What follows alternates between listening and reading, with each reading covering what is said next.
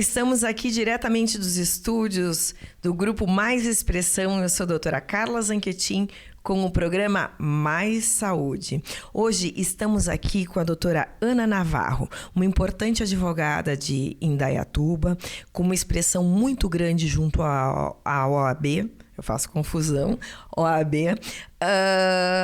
que irá conversar conosco sobre um tema muito importante e pertinente nesse momento que nós vivemos, que é o aborto.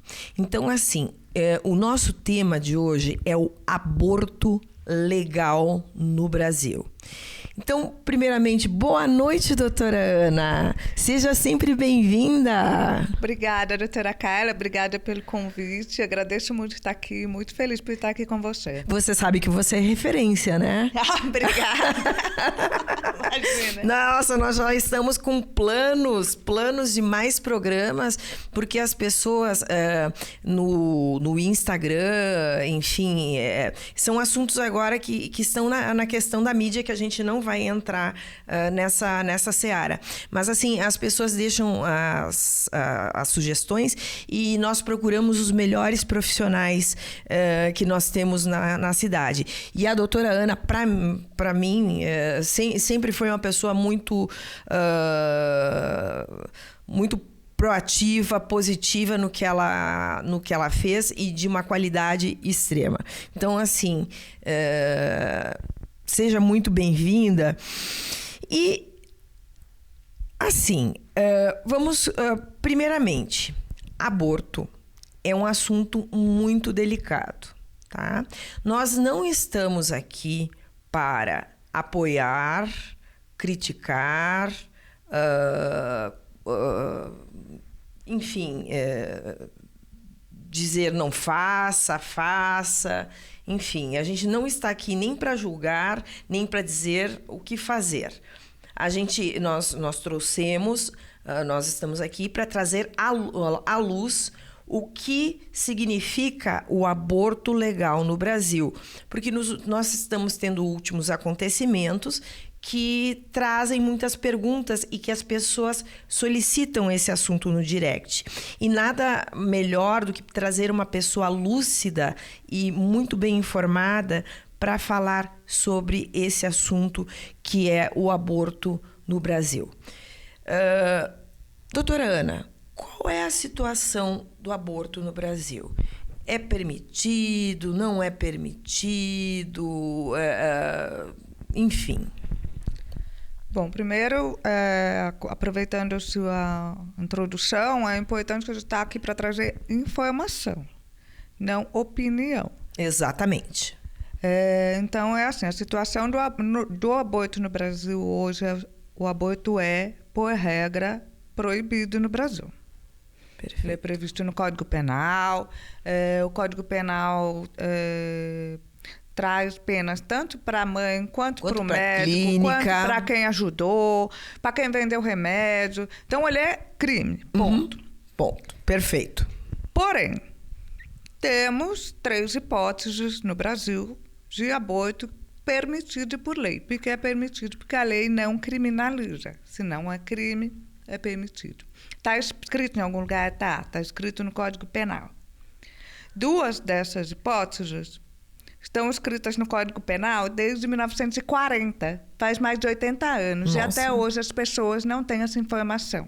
A maior parte das pessoas não tem essa informação até hoje, né?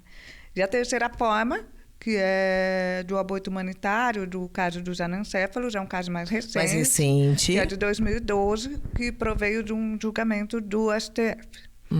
Perfeito. Muito bem. Então, assim, o aborto, como a gente medicamente sabe, é proibido,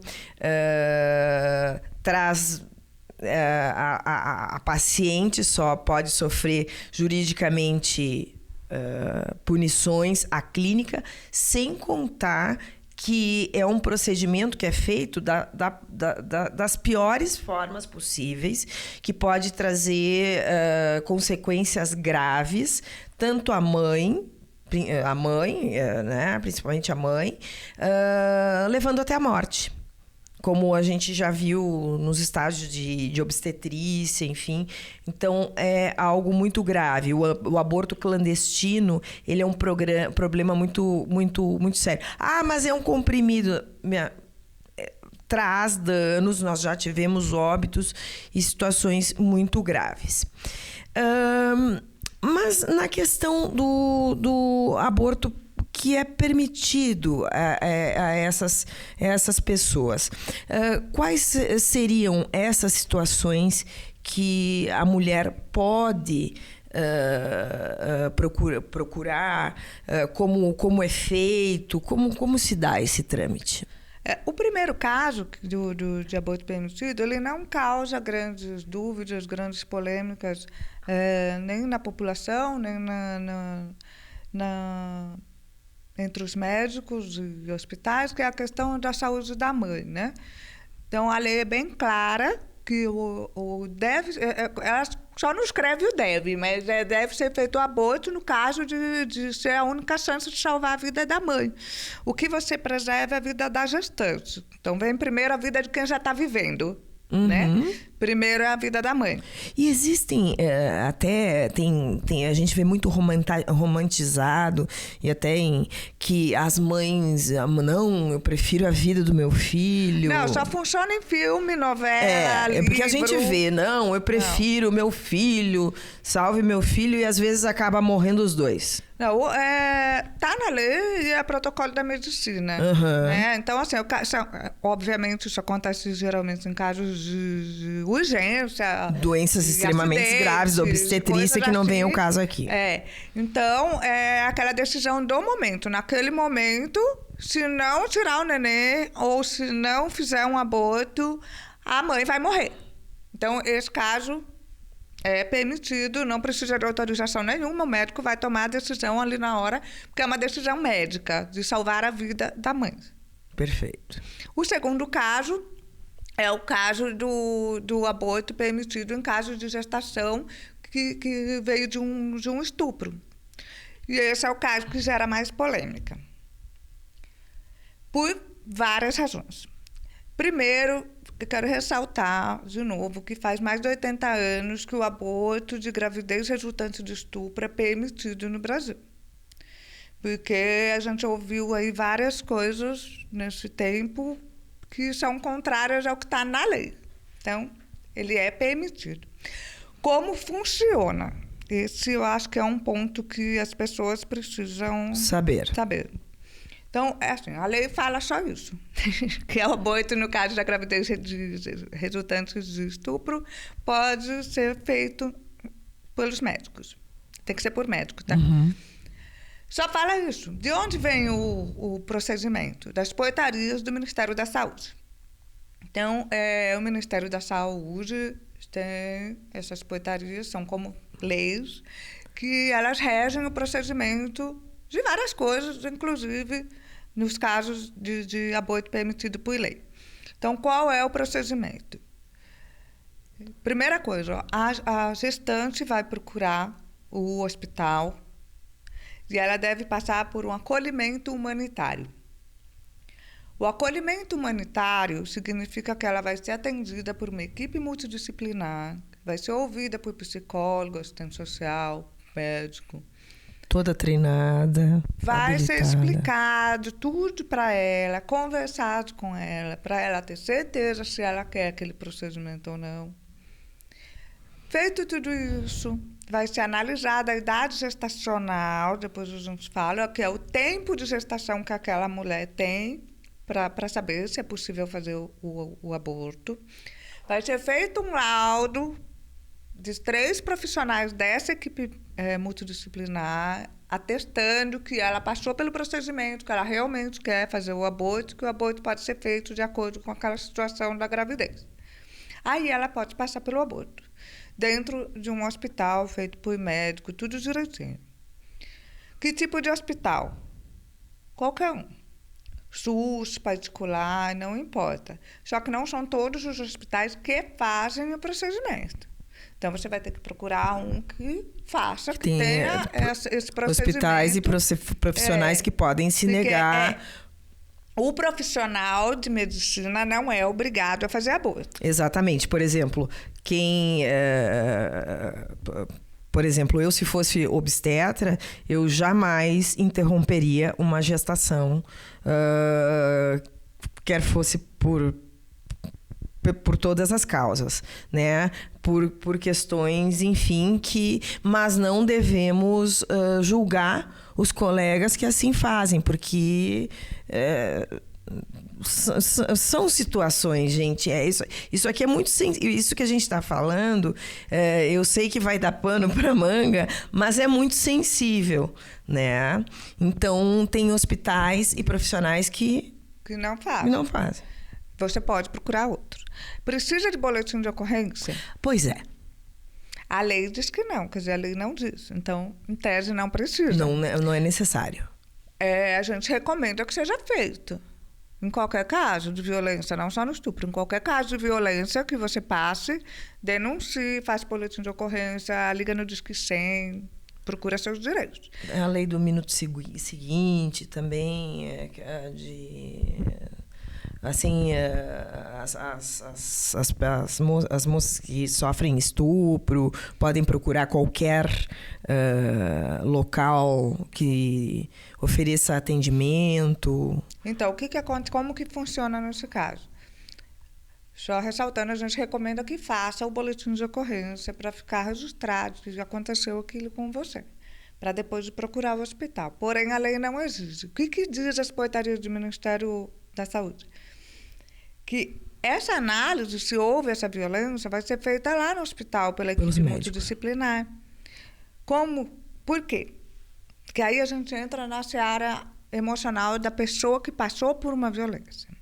A mulher violentada, eu acho que na maioria das vezes, ela não tem a coragem de denunciar, principalmente no caso de um estupro.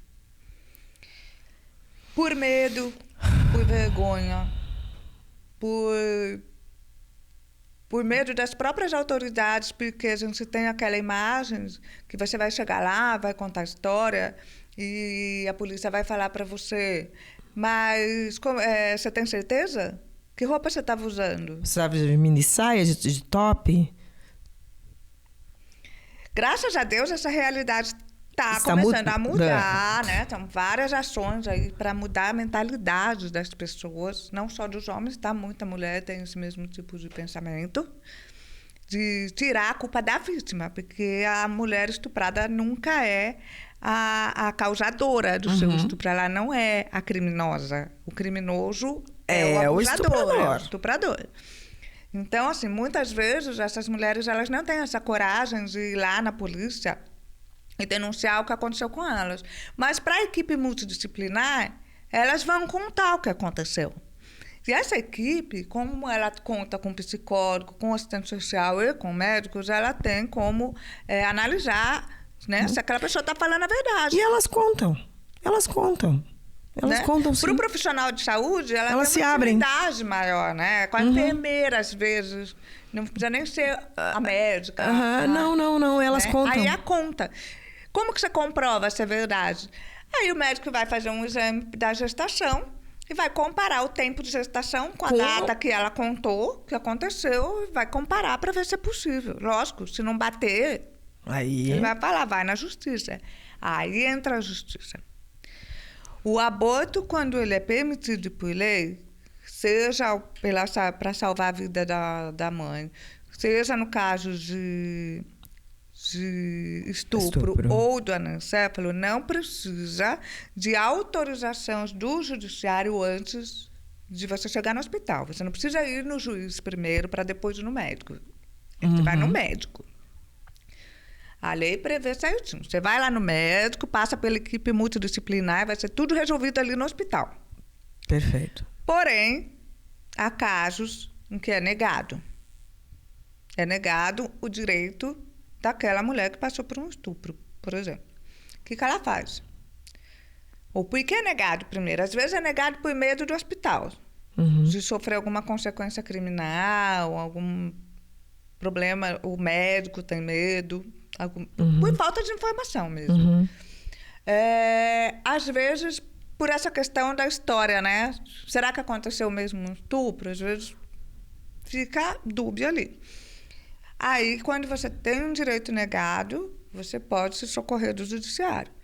Você vai fazer o pedido para o juiz autorizar que você faça esse aborto, determinar que o hospital faça, e vai explicar tudo isso de novo, né? E ele vai analisar se é o seu caso ou não. Mas a interferência do judiciário só entra quando o seu direito foi negado. Negado pela equipe médica. E no caso do anencéfalo também, né? Não são tantas graças a Deus também, né? Não tem tantas gravidezes nesse sentido. Mas o anencéfalo, na linguagem popular, é o feto que não tem cérebro, né? Na linguagem popular. Sim. Então, o que significa? Ele não consegue sobreviver fora da barriga. Ele não tem estruturas, no caso do anencéfalo, ele não tem as estruturas nobres cerebrais, a priori, que mantenham a sua vida. Então, são crianças que nascem e duram muito pouco, né? Então, é uma situação complicada. E eu já até acompanhei, doutora, mães que com gestação com anencefalia e optaram por não abortar. Optaram por não, eu não vou abortar. E faziam o seu pré-natal. Faziam seu pré-natal e tudo. Mas, ao conversar com elas, quando a gente tinha aquela conversa amiga, enfim, porque é um enxoval para alguém que não vai chegar, é um quartinho que não vai acolher alguém. E eu nunca vou me esquecer de uma mãe que ela estava chegando ao final da gestação e ela optou. Ela disse, não, eu vou ter meu filho, eu sei que eu posso, tudo. E ela me falou chorando, assim, com lágrimas nos olhos. Ela disse, doutora, eu cheguei a um ponto que eu me sinto um caixão vivo. Imagine, eu já sou toda emocionada, eu tive que me segurar para não debulhar em choro junto com a mulher. Porque a psique da mulher, fica algo muito... É uma situação muito, muito dramática, né? Então, essa é uma experiência que eu vivi na minha vida. Então, aí esse caso... a gente sabe que a maior parte das gestações de anencéfalo, elas não chegam a termo, né? O feto acaba morrendo antes, ou se vive muito pouquinho. E quando chega a termo, praticamente sai do útero para morrer. Para né? falecer. Enfim, nesses casos, a mãe pode fazer o aborto. Como que funciona? Mesma coisa do caso de estupro. Ela vai passar pela equipe multidisciplinar do acolhimento humanitário no hospital, porém ela precisa levar um laudo do ultrassom assinado por dois médicos, atestando que aquele feto realmente tem anencefalia, né? Nos diferentes graus. Isso. Aí passa pelo processo, pode fazer o aborto. No caso do aborto de anencéfalo, não faz diferença em que ponto da gestação ela está, quantas semanas ela está. Pode ser até um parto ou adiantamento de parto, né? Então, é uma situação um pouquinho diferente, mas a situação de como conseguir é praticamente a mesma. Ela precisa ter esse laudo para provar que o feto é anencéfalo, mas ela vai direto no hospital, vai passar pelo acolhimento da equipe multidisciplinar e conseguir fazer. Importante também ressaltar, né, doutora Kaila, que esses casos, eles são permitidos, ninguém é obrigado a fazer. Exatamente. Faz quem quer, quem se sentir nessa posição, se sentir pronto para isso. Se a pessoa quiser passar por aquela gestação e Pode passar. Não é obrigado a fazer aborto. Não, ninguém está fazendo uma campanha, interrompa a sua gestação. Se é importante passar por esse processo, passe. Né? A pessoa tem essa liberdade. Mas é algo extremamente dramático, né? Outra coisa, a questão da idade das mães que interrompem gestação. Tem algo a respeito? Não tem uma limitação aí. Ele é permitido para qualquer mulher, qualquer pessoa do sexo feminino que seja capaz de engravidar, que esteja grávida. Não importa a idade. O que pode acontecer, conforme a idade, você pode estar diante de uma outra situação. Você pode estar diante de uma situação, por exemplo, de gravidez resultante de estupro e também de um risco à saúde da mãe. Né? Então, assim, quando a gente tem aí mães muito novas ou muito idosas, a gente pode estar envolvido numa outra situação de saúde também, que não é só a gestação. Aquela gestação pode estar trazendo um outro mal para aquela mãe, né? Pode estar causando um risco àquela mãe. Então, aí ele pode entrar numa outra situação também, que é a situação de você salvar a vida da gestante. Mas não existe nenhuma limitação. O que existe com relação à idade é mães adolescentes, mães menores de 18 anos. Mesmo os direitos, tá? O que muda? Muda que se a gestante é menor de 18 anos, ela precisa querer e ela precisa ser autorizada por um dos pais para passar pelo aborto.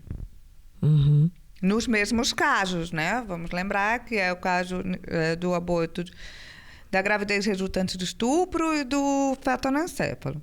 Então, ela vai passar pelo mesmo procedimento da mãe adulta, porém, ela precisa querer e os pais precisam autorizar. Não existe uma questão assim, coisas que as pessoas perguntam. Uma mãe extremamente jovem, abaixo de 14 anos, tem direito, por ter seus 14 anos, abaixo de 14 anos, abortar? Não tem isso. Ela pode estar no direito de abortar se ela foi vítima de estupro. Essa é uma pergunta que as pessoas fazem. Mas tem uma idade, é uma criança. Só que acontece o seguinte, tem uma outra questão aí. Até os 14 anos, o estupro é presumido. Então, qualquer pessoa grávida até os 14 anos, ela foi estuprada. Não existe consentimento nessa idade. Isso está expresso no Código Penal. Mesmo que a moça jure, não, mas eu tive a relação porque eu quis, porque eu estava apaixonada, porque, meu Deus do céu, é o homem da minha vida. Não existe. A lei prevê expressamente, até abaixo dos 14 anos, até os 14 anos, é estupro de vulnerável. Então, é presumido que houve um estupro. Essa pessoa não tem o direito de escolher, de consentir, entendeu? Ok, é mais ou menos esse o caminho. Então, assim, até os 14 anos, esse estupro é presumido que se considera como estupro de vulnerável. Inclusive, uma vez, eu já até escrevi um texto sobre isso, preciso replicar, ou a gente conversar sobre isso. Namoro de criança é crime. Namoro de criança é crime e é estupro. De criança, que eu digo aqui, eu estou falando... Até que idade? Até os 14 anos. Até os 14 anos. Porque o que a gente vê na maioria das comunidades, enfim, e não é prioridade em Indaiatuba, não é prioridade que a questão do envolvimento amoroso que evolui para sexual é muito precoce. É muito precoce. Porque eu, por exemplo, faço atendimento a partir dos 13 anos, Gente, eu tenho pacientes de 14 anos tendo vida sexual ativa como qualquer adulta, como qualquer uma de nós. Quiçá mais. Aí que tá. E entra toda aquela questão que a gente briga, a gente também sempre vê na mídia, educação sexual, gente. Educação sexual não é ensinar a fazer. É exatamente o oposto. É ensinar a ter responsabilidade, é ensinar o que pode ou não acontecer com a sua saúde, é ensinar o que existe. Quais são os meios que você pode usar para resguardar a sua saúde, resguardar de uma gestação, de uma vida que depois você vai ter. Exatamente. Então, completamente... assim, é importante. Isso evita vários outros problemas, vários desdobramentos.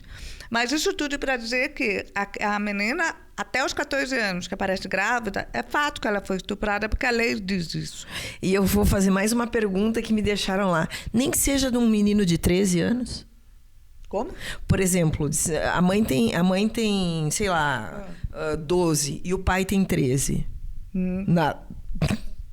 A idade não justifica. Não faz diferença nenhuma. Não faz diferença nenhuma, porque as pessoas acham que porque as pessoas se relacionam mais ou menos na mesma idade, que tá tudo certo. E outra, se a gente for analisar esses casos de parceiros, vamos dizer assim, tão jovens,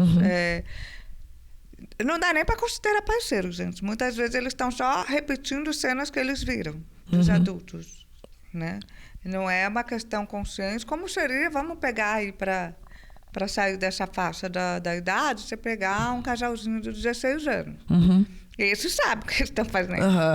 Agora, as crianças de 12, 13 anos, não sempre, tá, gente? Aliás, na maior parte das vezes, não. Muitas vezes é um comportamento que eles vêm repetindo de algo que eles viram. De algo que eles viram no lar, enfim. Gente, mais uma vez, queremos deixar aqui bem claro. É um assunto árduo, a questão do aborto legal. Aborto é tabu, aborto há pessoas que defendem, há pessoas que são completamente contra. Todos temos direito de, enfim, termos nossa opinião, mas a gente tem que trazer à luz essa situação, porque se a gente não tem ideia do que a lei nos respalda, nos chancela nessas situações, nós vamos ter cada vez mais pessoas recorrendo a procedimentos clandestinos, botando suas vidas em risco, chegando nos centros obstétricos com infecção disseminada, enfim. Essa conversa não é nem para dizer faça ou não faça, é para trazer ciência a vocês, porque nos últimos dias tiveram uma série de acontecimentos, não é, doutora, que enfim, não vem ao caso aqui, mas que a gente tem que trazer a vocês, tá certo? Doutora, muito obrigada pelas suas sábias sua sábia explanação. As portas estão sempre abertas e teremos mais assuntos. Muito obrigada por trazer com sabedoria esse tema mas tão delicado. Meus queridos, reflitam. Aqui ninguém... Eu vou repetir 500 vezes.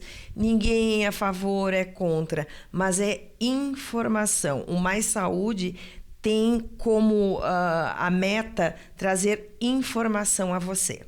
Tá bom? Doutora Ana, muito obrigada. Nós nos delongamos porque o assunto dá pano para manga, né? Mas agradeço sua presença e agradeço a você que que nos prestigiou com a sua audiência, e estaremos aqui sempre com mais saúde e um grande beijo para você. Até. Obrigada, viu? Obrigada. Opa! Até.